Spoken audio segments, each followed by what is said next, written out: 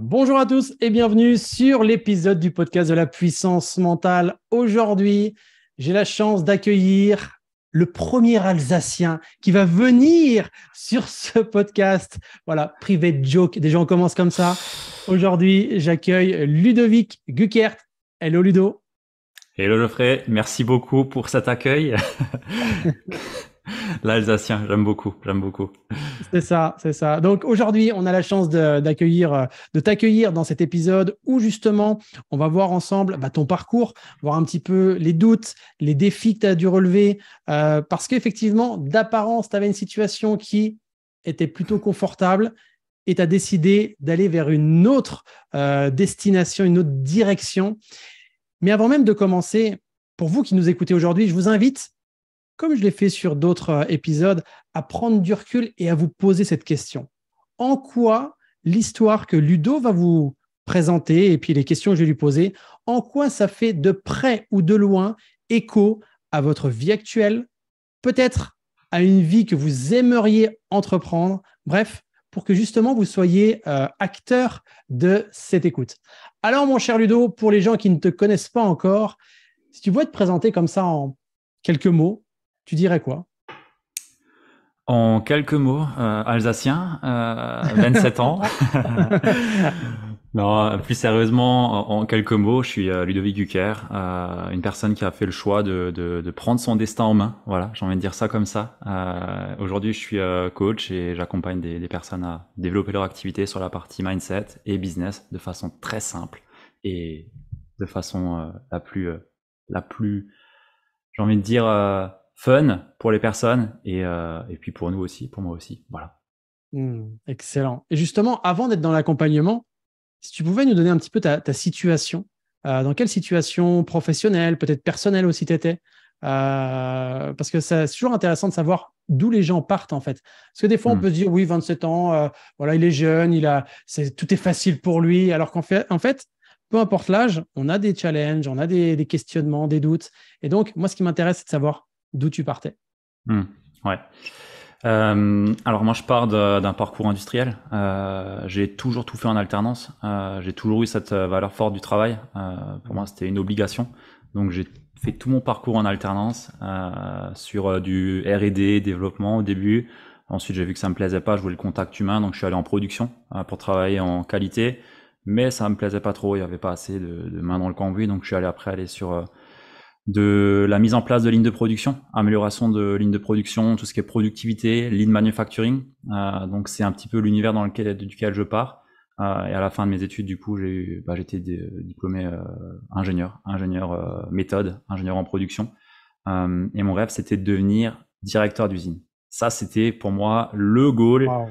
Je me suis dit, je veux absolument être directeur d'usine, ça me plaît. Mon père il est responsable maintenant dans une usine. Et il m'a toujours dit, ouais, directeur d'usine, c'est bien, machin. Enfin, voilà. Mon fils, tu seras directeur d'usine. C'était un peu ça, c'était un peu ça. Sauf qu'à côté de ça, j'avais découvert un truc qui s'appelle le dev perso. Et merde. Je suis tombé dans ce truc. Et si tu veux, j'avais commencé à lire à 19 ans. Avant, je lisais pas. Hein. Je suis quelqu'un, je fais que du sport et puis voilà, je lisais pas. Mais j'ai commencé à lire à 19 ans et en fait, je me suis dit, punaise, mais j'apprends des trucs de dingue que j'ai jamais appris à l'école. Et j'ai l'impression que je peux prendre ma vie en main en fait et faire ce que je veux et apprendre à être meilleur en communication. J'étais pas très bon à l'époque. Aujourd'hui, peut-être encore pas, hein. Mais en tout cas, dans les relations sociales et autres, je voyais que je pouvais apprendre plein de choses. Et du coup, j'ai créé un blog où je partageais des articles assez simplement en fait. J'écrivais des articles sur la confiance en soi, sur des sujets très standards en gros. Alors, avant même d'aller vers le blog, déjà, moi, ce que j'ai entendu, Ludo, dans ce que tu partages, au-delà du fait d'avoir une valeur travail très forte, moi aussi, je suis originaire de l'Est, comme tu le sais, toi, tu es l'Alsace, moi, j'étais la Lorraine. Et c'est vrai que venant de l'Est, je sais que voilà, c'est peut-être une généralité que je fais, mais en tout cas, le travail, c'est vraiment. Alors, ça a ses avantages, comme parfois, ça a aussi ses inconvénients, parce que voilà, on a cette valeur travail qui est très, très présente. Mais en tout cas, quand tu étais dans le monde industriel, moi, ce que j'ai noté, c'est que tu appréciais le contact humain. Tu aimais mettre les mains dans le cambouis, comme tu disais. C'est que Mm. déjà là, donc si j'ai bien compris, quand tu étais en stage, tu aimais cette relation humaine pas au-delà du fait d'entreprendre au sein de l'usine, en fait. C'est ça qui t'animait. Mais Ouais. qu'est-ce qui t'animait, toi, dans cette relation humaine, vraiment, dans ce domaine, pourtant, qui est relativement froid, hein. L'industrie, c'est quand même. Ouais, c'est assez froid. En plus, j'étais en métallurgie, spécialement avec des Ah soudeurs. oui, ah oui, d'accord. Parfait. Autant dire que j'en ai pris aussi. Mm. La communication, c'était pas le point fort, entre guillemets, avec les personnes dans la soudure. Enfin, faire une généralité, mais Oui, oui. en tout cas, ouais, c'était, si tu veux, les lignes de production, enfin, un ouvrier, entre guillemets, bah voilà, sur une ligne de prod, c'est pas agréable. Le travail, j'aimerais pas le Mm. faire. Bien C'est sûr. vraiment pas agréable. Et moi, mon job, c'était de faire que ça coûte moins cher et de faire que eux se sentent mieux et qu'on amène que de la valeur ajoutée. Donc que eux aussi prennent plus de plaisir à vraiment amener de la valeur sur les tâches qu'ils font, quoi. Plier un carton, bon, autant mettre un robot, quoi. Mm. C'est con à dire, mais ils aiment pas le faire non plus, et voilà. Ils peuvent être payés à faire quelque chose de mieux.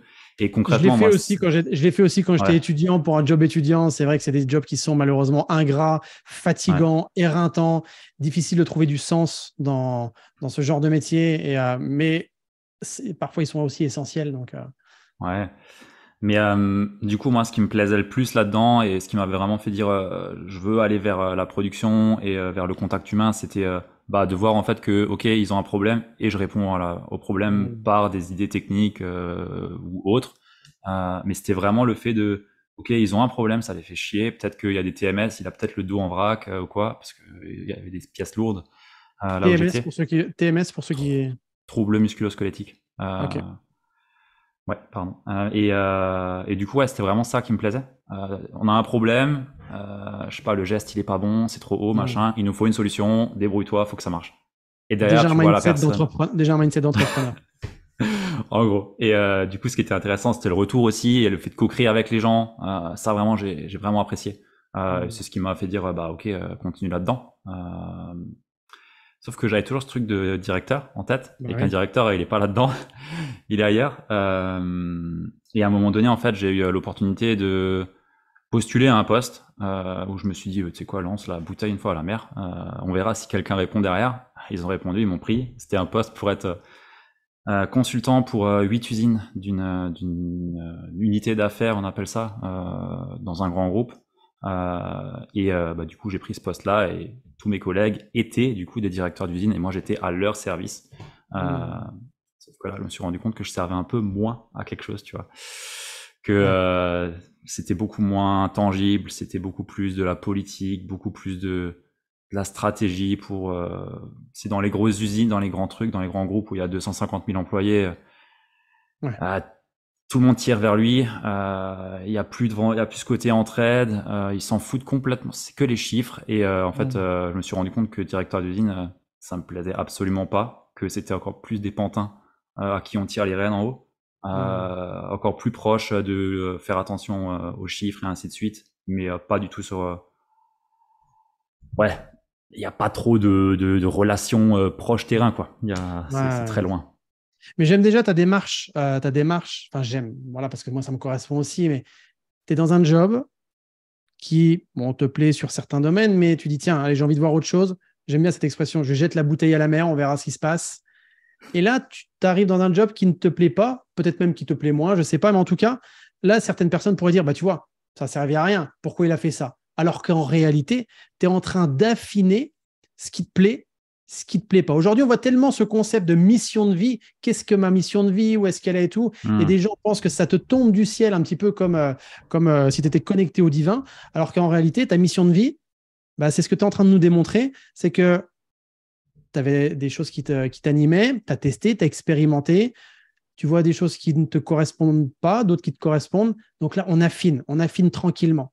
Et donc là, par rapport à ce job de consulting, alors c'est rigolo en plus parce que tu es avec des gens où à un moment donné, tu t'es dit, j'aimerais être à leur place, des directeurs Ouais. d'usine, et là, tu te rends compte que finalement, c'est pas ton truc. Est-ce que déjà là, en parallèle, tu as fait Ouais, ton ouais, je blog sur. continuais.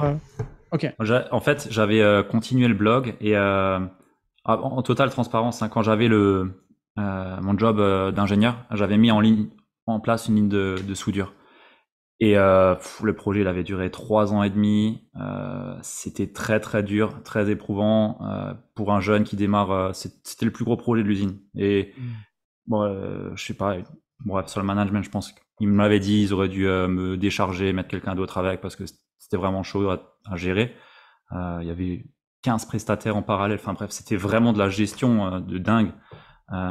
Et en fait, j'avais développé en parallèle le blog, j'avais un podcast et je vendais des formations en productivité. Parce que vu que j'étais dans le domaine du lean, productivité, voilà, j'ai pu faire des ponts entre l'industriel et les entrepreneurs. C'est 100% pareil. Il y a juste pas de machine, mais on fait des flux, des process, c'est pareil. Et du coup, j'avais développé ça en parallèle. Et c'était soit j'arrête complètement là où je travaille et je me casse et je me débrouille pour faire en sorte que je vive de mon activité, soit je trouve un autre travail. Et par chance, j'ai eu ce poste-là en interne du coup où j'ai pu évoluer et j'ai pu partir en Allemagne. Bon, je pars pas loin. Au lieu de partir à droite, je pars à gauche. C'est vrai que pour les gens qui nous écoutent du Canada, de Nouvelle-Zélande et tout, pour eux, voilà, Alsace, c'est vraiment à l'est de la France. Donc, ça touche l'Allemagne, en fait. C'est quelques kilomètres, hein, c'est pas très loin. La distance était la même pour moi. Entre aller à Haguenau en Allemagne, c'était pareil pour moi. Et du coup, je me suis dit, bon, pars pas tout de suite. Teste le côté consultant, sortir de l'opérationnel, parce que là, j'en avais vraiment plein la tête. Parce que, tu sais, quand tu mets quelque chose en place, il y a toujours les sceptiques qui vont te mettre des bâtons dans les roues pour tout casser, pour montrer, t'as vu, ça marche pas. Et ça, c'est aussi intéressant. Justement, ça m'intéresse parce que combien de personnes qui nous écoutent aujourd'hui, peut-être, ça leur fait effet miroir par rapport à ce que tu dis, où justement, tu es dans un job, tu te donnes le mieux que tu peux, tu conçois des choses, tu es consciencieux, et puis tu as les gens qui sont en train tranquillement de se tourner les pouces pour certains et qui, leur job, en fait, tu te demandes si des fois, c'est pas juste d'emmerder le monde, quoi. Et donc là, à empêcher, tu sais, les gens d'avancer. Et là, toi, qu'est-ce que tu ressens dans le fait de tu mets tout ce que tu peux, tu es là, tu es jeune, tu as plein d'envie et tout ça, et tu sens des fois des gens qui sont pas encourageants. Alors bien sûr, il y en a qui étaient là pour te valoriser, heureusement, mais comment tu te sens toi dans cet univers-là dans lequel tu évolues? Moi, j'étais dégoûté. En gros, le point, c'est que c'est ce qui m'énervait un peu dans le truc corporate comme ça, c'est que c'est toujours du politiquement correct. On sait qui fait les choses, mais on n'a pas de preuves, on peut pas virer ou quoi. Avertissement, ouais, mais ils osent pas prendre leurs responsabilités. C'est toujours pareil. Et moi, je suis quelqu'un, je prends les responsabilités, je m'en fous. Et du coup, ça passait ou ça cassait. Même avec le management, il y en a un qui fout la merde, je m'en fous en fait. J'y vais, je lui dis vraiment ce que je pense. Sauf que ça, ça passe pas. Ça passe pas dans les grands groupes. Ça, c'est l'étoffe aussi d'un leader. Tu vois, c'est l'étoffe d'un leader. Il y a des gens qui, soit sont leaders comme toi, ou déjà ont cette capacité en eux de dire les choses, de quand ça va ou quand ça va pas. Et tu as aussi les gens, et peut-être que les gens qui nous écoutent aujourd'hui se reconnaissent dedans, ou alors des gens qui aspirent à être leaders. Et des fois, les gens ne pensent pas mettre ce mot-là dessus, alors qu'en réalité, quand tu vois une situation, que ça t'énerve, que ça t'empêche de vivre, t'aimerais dire les choses, mais tu n'y parviens pas. Donc là, tu aspires à être leader, mais tu ne sais pas forcément comment faire. Donc c'est ça aussi qui est intéressant de se dire, ah oui, c'est vrai que le leadership, dans ces cas-là, il est vraiment important. Parce que ça permet de se positionner, ça permet d'évoquer ses besoins, ça permet aussi de faire une différence. Bref, ça permet aussi de reprendre sa vie en main. Donc, et donc là, toi, finalement, tu fais quoi par rapport à ça, dans cette situation où tu te sens un peu démuni, où tu te sens un peu finalement peut-être sentiment d'impuissance, ou c'est un peu le pot de terre contre le pot de fer quand même. Ouais, moi du coup j'ai quitté le navire quoi, en prenant un autre poste parce qu'à un moment donné ça marchait plus. Enfin c'était pas possible. C'était vraiment, c'était du sabotage, vraiment du sabotage. Et tout le monde était conscient de ça. Sauf que sous couvert de je ne sais quoi, et délégué syndical, je sais pas quoi, bref. Et Juste une chose, parce que Ludo, c'est important ce que tu es en train de dire là. Ok, à ce moment-là, tu avais quoi? Une vingtaine d'années, tu avais combien? là j'avais 25. Ok, 25 ans. 24, 25. Ouais. Peut-être qu'il y a des gens qui nous écoutent qui ont 40, 45, 50, 60. Eh les amis, peu importe l'âge qu'on a, qui mérite d'avoir une vie où justement on se sent oppressé, on se sent pas reconnu, on sent qu'on a beau faire tout ce qu'on veut, on sera jamais reconnu à sa juste valeur. Personne mérite ça, en fait. C'est ça qui est important. Voilà, j'avais juste envie de dire ça. Ouais, non, mais c'est vrai. Mais c'est tellement fondamental. On n'a qu'une vie. Et c'est fou de rester, quand je vois des gens comme ça qui restent dans un job en se disant, oui, mais que veux-tu que je fasse d'autre? Ou alors, c'est trop compliqué pour moi. C'est pas le bon moment. Ça sera jamais le bon moment. Et donc là, Ludo, donc toi, tu quittes le navire. Et puis ensuite, Eh ben, du coup, je me retrouve en Allemagne, tout est neuf, voilà. Tout ouais. est neuf. Du coup, c'était assez challengeant parce que déjà, je pensais pas qu'ils allaient me prendre, hein. Le truc, je me suis dit, ouais, il fallait un vieux de 40 balais enfin 40 ans d'expérience, tu vois. Attends, Et je fais une pause. Attends, là, tu t'es rattrapé, là. Parce que le ouais, vieux ouais, de non. espèce de petit enfoiré, va. Le vieux de 40 balais. J'en ai 42 ans. Il est où le problème? Je voulais dire 40 ans d'expérience. Mais t'as raison. Quand j'avais 27 ans, ceux qui avaient 42 ans, c'était des vieux.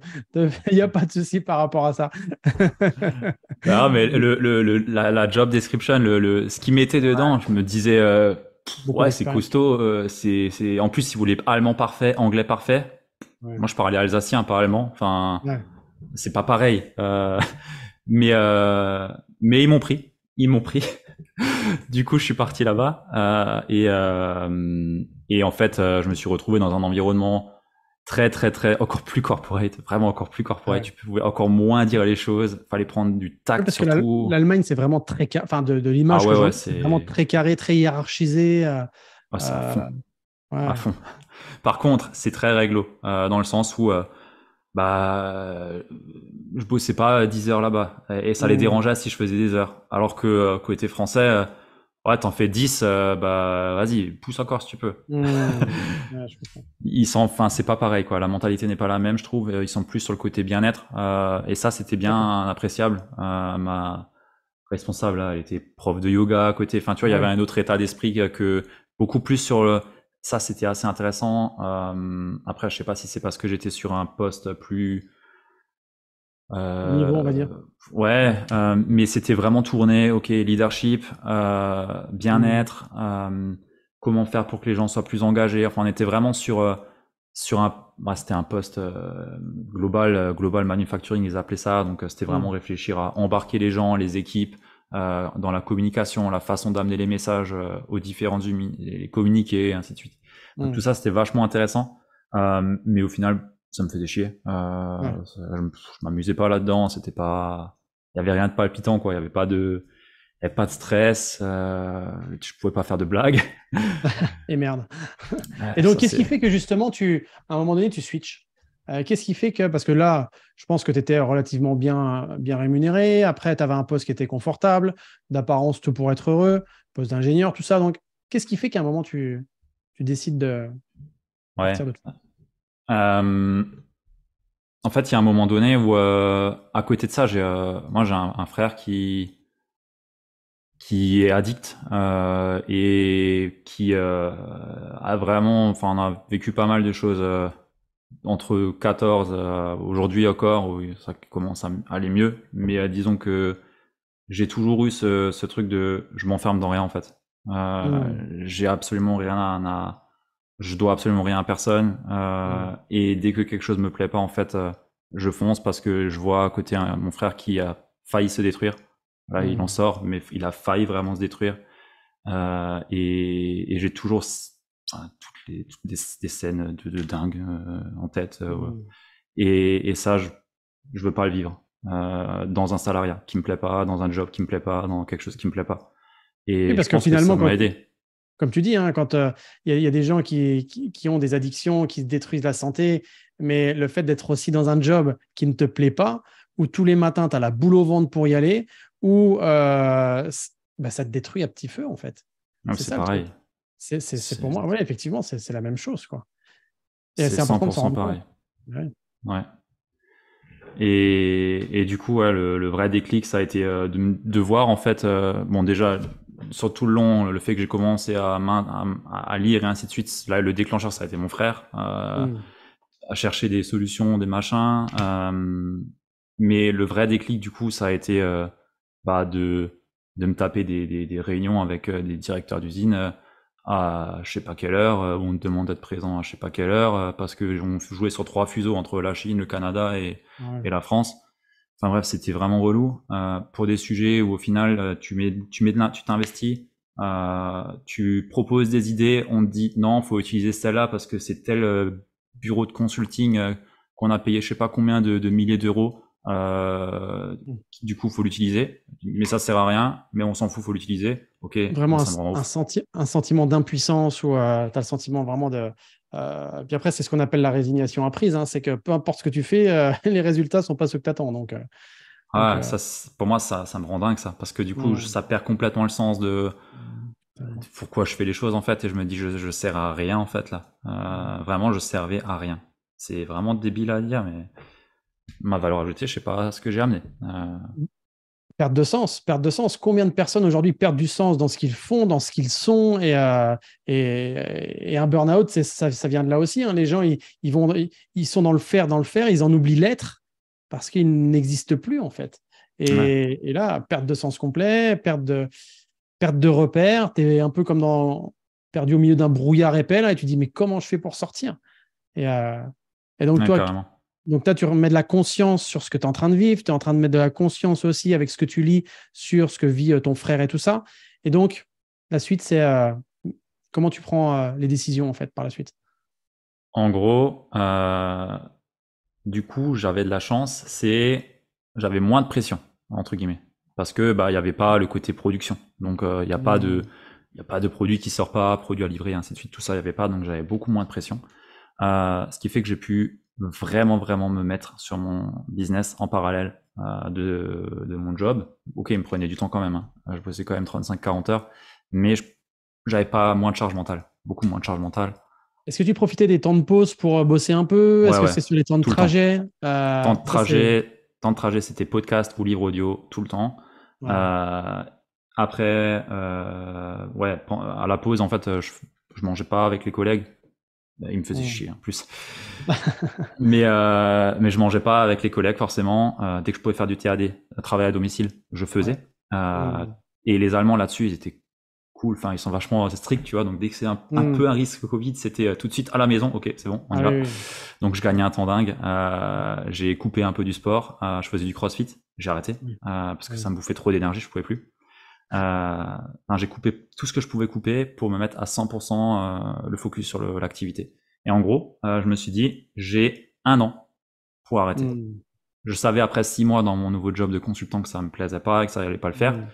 Et je me suis dit, ok, t'as un an pour tout donner et faire que ça fonctionne. Et c'est ce que j'ai fait du coup et j'ai cravaché comme je pouvais. Ok, déjà là, Ludo, tu es en train de nous donner quelque chose qui est vraiment très important et très inspirant, c'est une deadline. De se dire, tiens, j'ai un an. Parce que moi, je vois tellement de personnes dire, un jour, je changerai, un jour, je changerai. Mais le un jour, je changerai, c'est jamais. Par contre, changer le un jour, je changerai en jour un. Et ça fait toute Ah, la différence. c'est pas mal. Voilà. Ouais, c'est ce que j'avais sorti à la conférence de la journée de l'audace et ça change tout en fait. Ouais. Le un jour, tu le transformes en jour un. Boum, ça commence là et j'ai un an.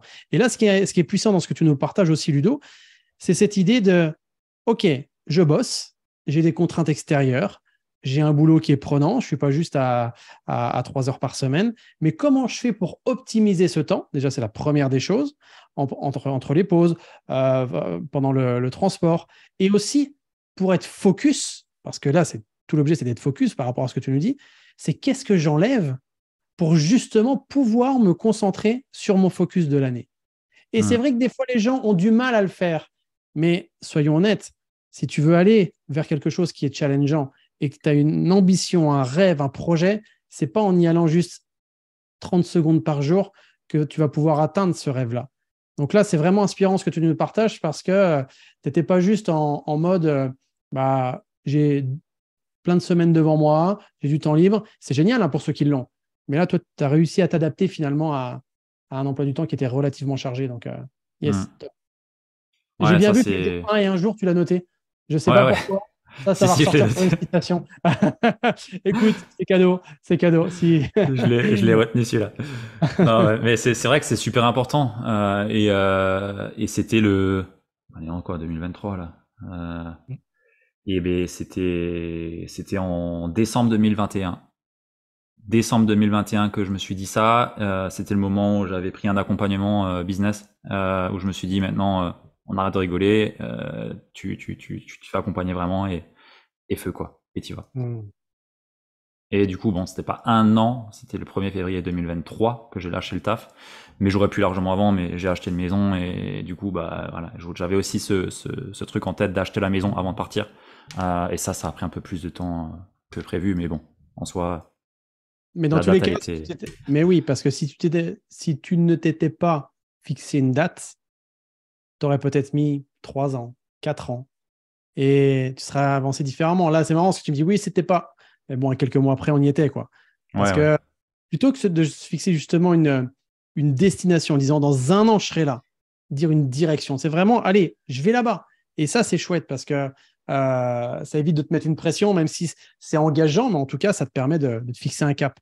Donc là, tu décides de te faire accompagner. OK, et comment sont tes débuts en fait? Parce que là, est-ce que donc l'accompagnement que tu as pris, il était en même temps que ton job aussi en parallèle ou tu avais Ouais, déjà. non, en OK, même temps. d'accord. Et à partir de quand tu décides de switcher enfin, je le sais, on en avait parlé ensemble, mais par rapport en termes de timing, ça donne combien de temps à peu près, tu te souviens? Combien de temps De tu fais suite. le double, tu sais, Ah, je l'ai fait pendant, du coup, un an et, ouais, un an et quelques, oui, c'est ça. un an et un peu moins de 6 mois, un peu moins de 6 mois, Ouais. en gros. Et ouais, là-dessus, du coup, ouais, parce que du coup, dans l'accompagnement, on accompagne des clients.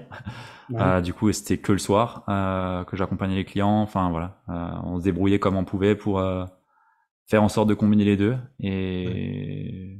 Et voilà, fallait faire aussi des J'aime bien cette concessions. idée, on se débrouille comme on peut, mais tellement. Moi, quand je faisais mes premières séances d'hypnothérapie, j'ai commencé par l'hypnothérapie, c'est dans mon garage. C'est un garage en tôle. J'avais aménagé un petit truc sympa et tout, mais je faisais comme je pouvais. Tu sais, avec le. Aujourd'hui, je me dis, oh, c'était cheap, mais, mais c'est pas grave. Les gens étaient contents, ils vivaient l'expérience et il y a eu des belles transformations. C'est ça l'idée, en fait. C'est Ouais. débrouille-toi comme tu peux, mais avance, quoi. Ouais, Excellent. complètement. Il n'y a pas de, on s'en fout des hauts standards, ils viendront par la suite. Là, Mm. tu vois, la maison, elle est en construction. Ah, le bureau, il sera magnifique dedans. Mm. Mais aujourd'hui, j'ai le bureau que j'ai, qui est le salon de la maison. Mais voilà, c'est comme ça. Top. Et qu'est-ce qui fait que justement, donc, à un moment donné, toi, tu décides d'aller. Donc là, on comprend, tu es, dans ce job d'ingénieur, on va dire. Tu évolues vers plus, tu as envie de plus d'humains, plus de terrain. Tu as déjà cet état d'esprit d'entrepreneur où il y a des problèmes, boum, je cherche des solutions. Et qu'est-ce qui fait que tu décides après de te former un peu plus au coaching? Est-ce que tu te rends compte qu'il te manque des choses? Et si oui, quoi? Vers quoi t'aspires en fait quand tu te formes au Hmm. coaching? Alors, les clients que j'accompagnais avant de me former pleinement au coaching avec toi, c'était sur base de ce que j'avais appris dans des formations dans la boîte où j'étais. Hmm. Parce que naturellement, on forme tout le temps. Ça, c'est bien dans ces boîtes-là. Il y a un budget de ouf pour ça. Ouais. Et du coup, moi, j'avais fait des formations PNL, ProcessCom, je crois que j'avais fait. Enfin bref, plein de Ouais. trucs. Tout ce que je pouvais, je prenais. C'est simple. Et du coup, c'était pas du tout structuré comme je l'avais amené. Et je voulais avoir plus de structure. Je voulais vraiment avoir me rehausser dans ma posture, si tu vois ce que je veux dire, vraiment prendre plus de certitude dans ma façon d'amener les points, de creuser. Des fois, enfin, personnellement, je m'autorise pas à aller trop loin dans la questionologie en tout cas avant d'avoir été vraiment formé. Je m'autorisais pas forcément à aller creuser trop loin, de peur de trouver quelque chose et de pas savoir quoi faire, tu vois.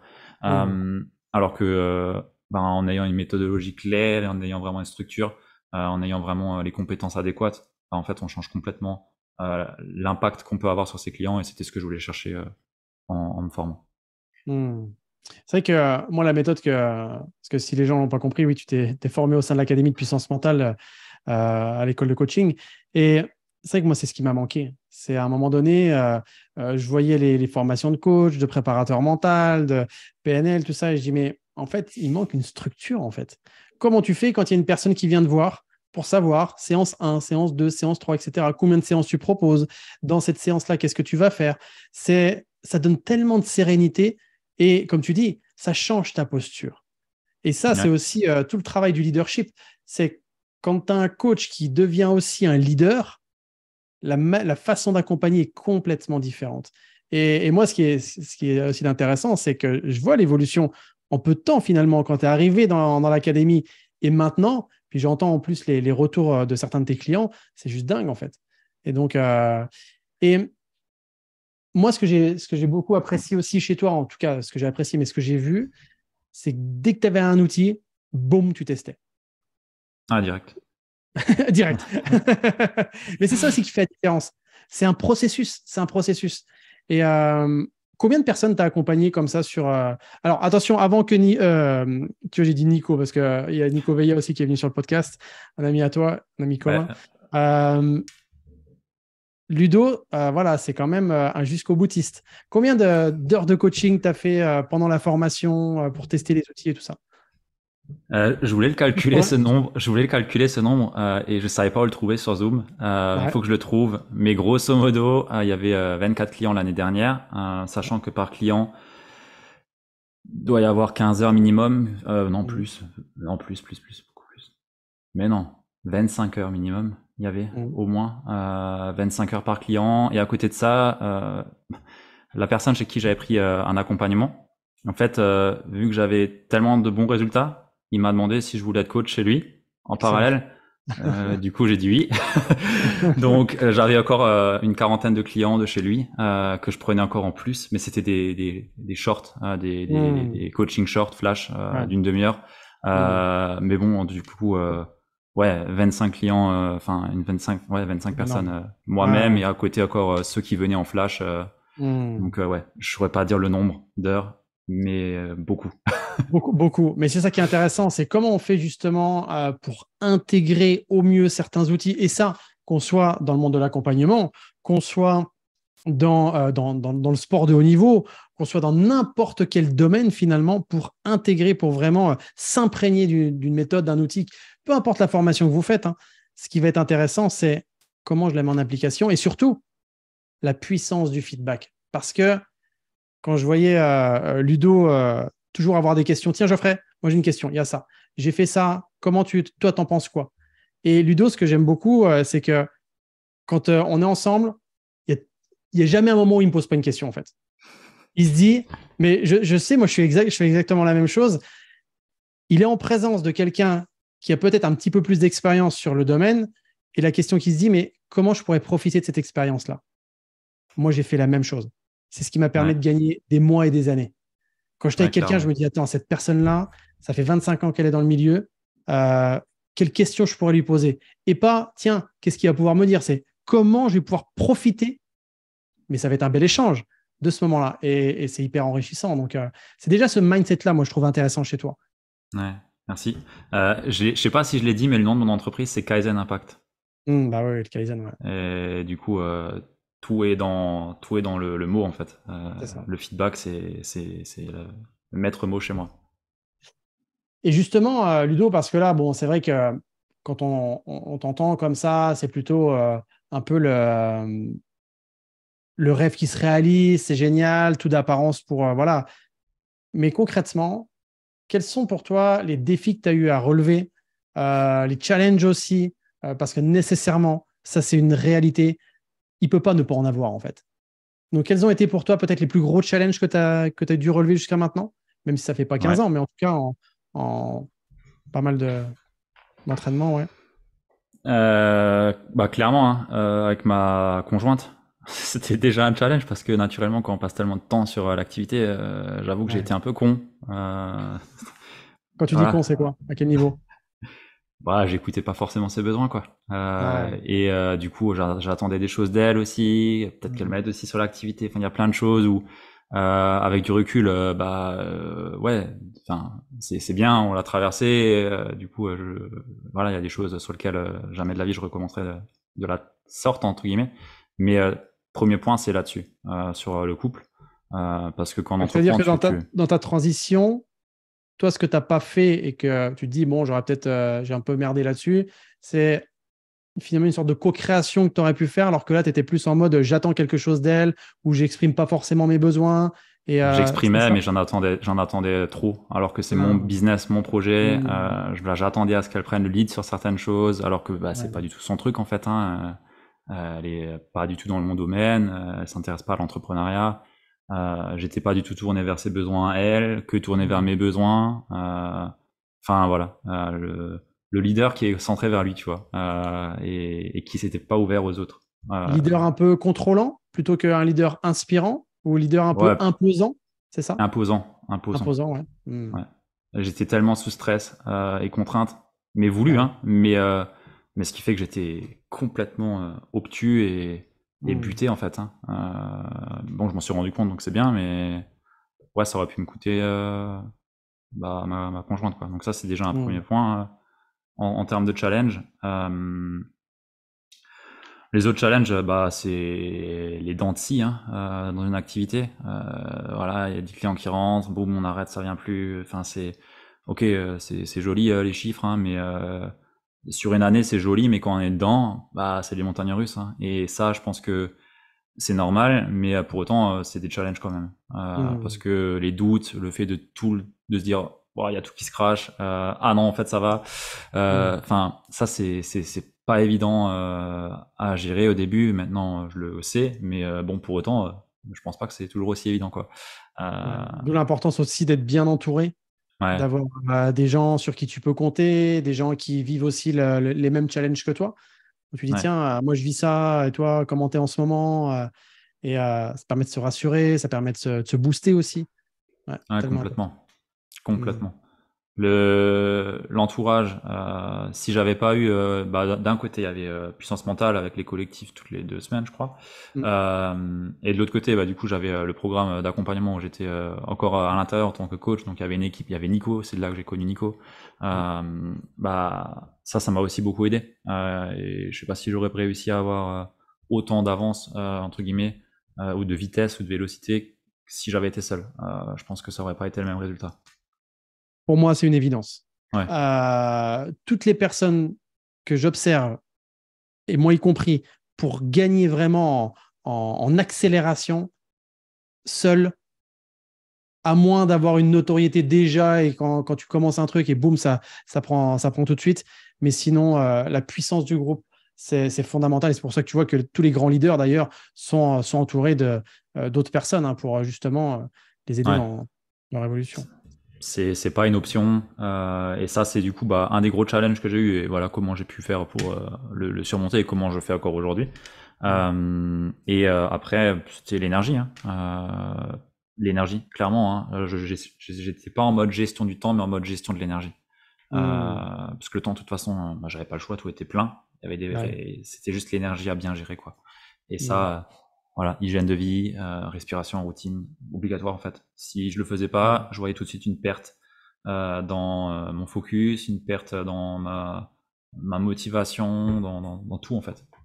T'as beau avoir le meilleur des pilotes, la meilleure des voitures, si dedans tu mets pas le bon carburant, c'est mort. C'est C'est mort. mort. Tellement important. L'énergie, fondamentale. Le temps avance et j'aimerais bien qu'on évoque une phrase que tu m'as dit l'autre fois sur. Et là, tu vas dire, qu'est-ce qu'il va me dire? Une phrase à un moment donné au séminaire des coachs en préparation mentale, on était à table ensemble et tu m'as dit, mais Geoffrey, en fait, aujourd'hui, certains disent que le coaching, il est saturé, mais il n'est pas saturé. Hein. Les demandes, il y en a. Il y en a et c'est juste qu'est-ce qu'on leur propose quoi, aux personnes qui euh, vraiment vivent du stress et tout ça. Qu'est-ce que tu pourrais dire, toi, comme ça, aux gens qui disent soit que le coaching est saturé, soit, parce que moi, évidemment, j'ai mon avis, mais ce qui est intéressant, moi, c'est le tien aujourd'hui, ou de dire non, non, mais ou c'est pas possible, ou qu'est-ce que tu auras envie de dire par rapport à ça? Simplement j'ai juste envie de leur dire d'aller dans leur environnement traditionnel, commun, et de regarder autour d'eux combien de personnes font du coaching, combien de personnes ont des problèmes qui peuvent être résolus avec de l'accompagnement. Mm. Typiquement, un concert, un stade de foot, un Leclerc, un Cora, un que sais-je, Mm. tu rentres dedans, je suis quasiment sûr et certain qu'un coach se retrouve seul. Ouais. On est les seuls là-dedans. Franchement, on Mm. est. On est très peu nombreux. Le truc, c'est que tout le monde est sur Facebook, Instagram, YouTube, podcast ou quoi, et du coup, bah, on se suit tous ensemble. Du coup, on voit un peu tout le monde en même temps. Et moi, j'invite juste les personnes à prendre du recul et à regarder l'environnement du commun des mortels entre guillemets, même si on est tous pareils, Oui, mais oui, j'entends. Ouais. juste sortir du monde standard et regarder autour de soi. Et vous serez le seul à faire ce métier-là. Bah oui. Tellement évident, mais c'est vrai, hein, quand tu baignes dans un environnement ou c'est un petit peu comme quand tu es dans le monde du développement personnel, tu présupposes que tout le monde le fait, alors qu'en fait, les gens, ils savent même pas ce que c'est que voilà, gérer sa respiration, la pleine conscience. Et voilà, et comme tu dis, ouais, vous allez dans un supermarché, j'aime bien ta métaphore. Tu vois, on fait un échange de métaphores. Tu vois, Vas-y. un jour et jour un, tu vois, et moi, je te prends celle-là. C'est un Vas-y. bon deal, c'est un bon deal. Mais c'est vrai, tu vas dans un supermarché, et là, si tu prenais le micro, OK, dans 5 minutes, j'attends tous les coachs du supermarché. Bah là, je pense que tu serais le seul.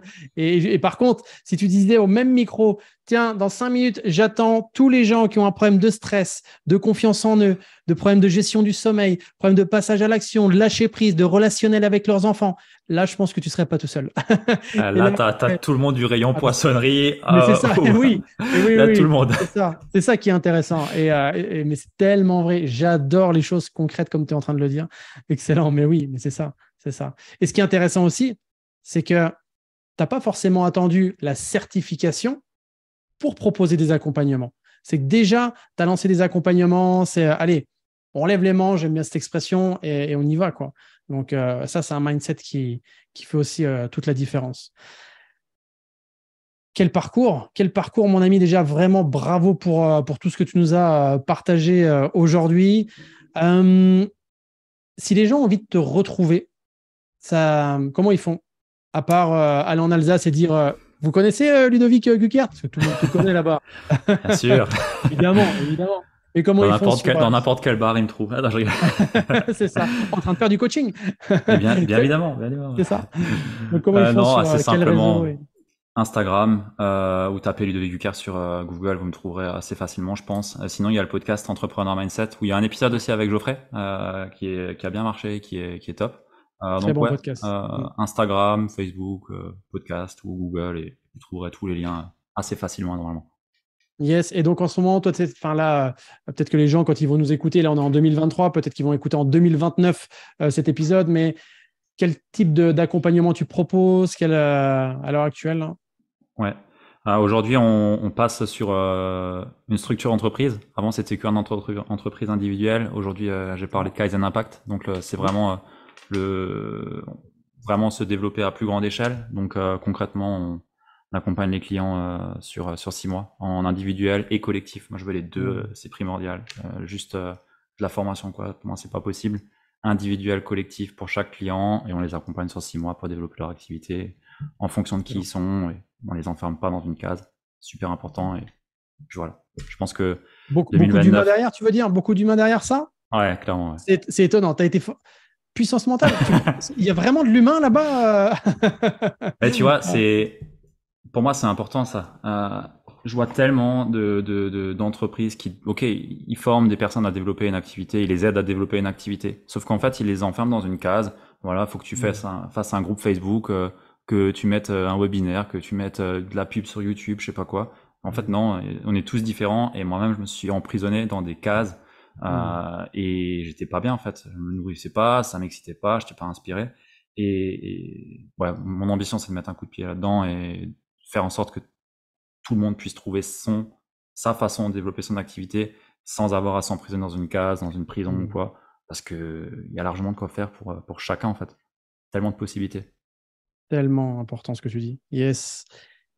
Pour terminer, Ludo, qu'est-ce que tu dirais à quelqu'un qui, comme ça, qui se retrouverait dans la situation dans laquelle tu étais, peu importe l'âge, qu'il ait 20 ans, 40, que ce soit un vieux de 40 ans